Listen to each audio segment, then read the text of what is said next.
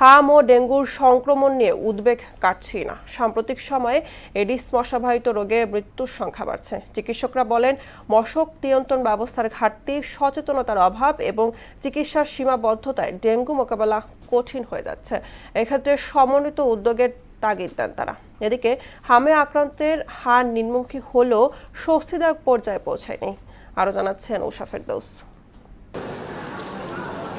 ২০০০ সালে দেশে প্রথমবারের মতো শনাক্ত হয় ডেঙ্গু হ্যামোরেজিক ফিভার। তারপর কেটেছে ২৫ বছর, কিন্তু এখনো কার্যকর হয়নি সমন্বিত মশক নিধন কার্যক্রম। ডেঙ্গু প্রজননের উপযুক্ত পরিবেশ সৃষ্টি হওয়ায় এবার বর্ষার আগেই রোগটির ভয়াবহ প্রাদুর্ভাব দেখা দিয়েছে।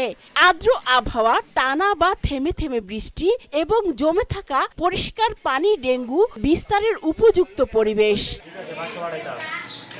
দেশ জুড়ে প্রতিদিন ডেঙ্গুতে আক্রান্ত রোগীর সংখ্যা বেড়েই যাচ্ছে। চলতি বছরে মৃত্যুর সংখ্যা ১০০-র কাছাকাছি। হাসপাতালে চিকিৎসাধীন প্রায় ৩১,০০০। জ্বর হয়েছে, প্রথম ১০২ জ্বর ছিল, পরে দ্বিতীয় দিন জ্বর কমে গেছে, তৃতীয় দিন শরীর দুর্বল দেখে টেস্ট করাইছি, পজিটিভ আসছে। সবগুলো পরীক্ষা করার পরে পরের দিন রিপোর্ট বেরোইছে, রিপোর্ট দেখানোর পরে নাকি ডেঙ্গু পজিটিভ আসছে।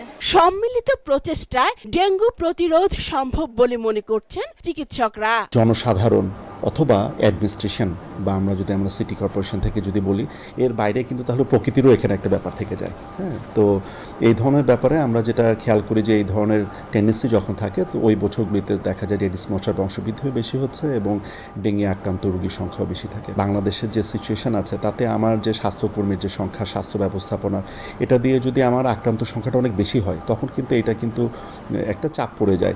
এদিকে পুরোপুরি নিয়ন্ত্রণে আসেনি হামের সংক্রমণ। ১৫ মার্চ থেকে দেশে প্রায় ১৯,০০০ হাম রোগী শনাক্ত হয়। মৃত্যুর সংখ্যা প্রায় ৯৫০। আক্রান্ত ৬৫% শিশু, মাঝারি থেকে তীব্র অপুষ্টিতে ভুগছে। বাসায় যে আবার জ্বর, পরে আমি ওই জায়গায় একটা মেডিকেলে গেছি, এক্সরে করাইছি, পরে আর বুকের ভিতরে নিউমোনিয়া হইয়া আর কফ জমছে বুকের ভিতরে। ঠান্ডা কাশির পরে মনে জ্বর আসছে, জ্বর পরে মনে হয় হাম দেখা দিচ্ছে। ৮টা ক্লিনিক গেছি আর 2টো হাসপাতালে গেছি, আমি কোন জায়গায় রাখিনি। না রাখার পরে খুলনার তো ১০,০০০ টাকা অ্যাম্বুলেন্স ভাড়া করে আমরা ডাইরেক্ট ঢাকায় চলে আসি।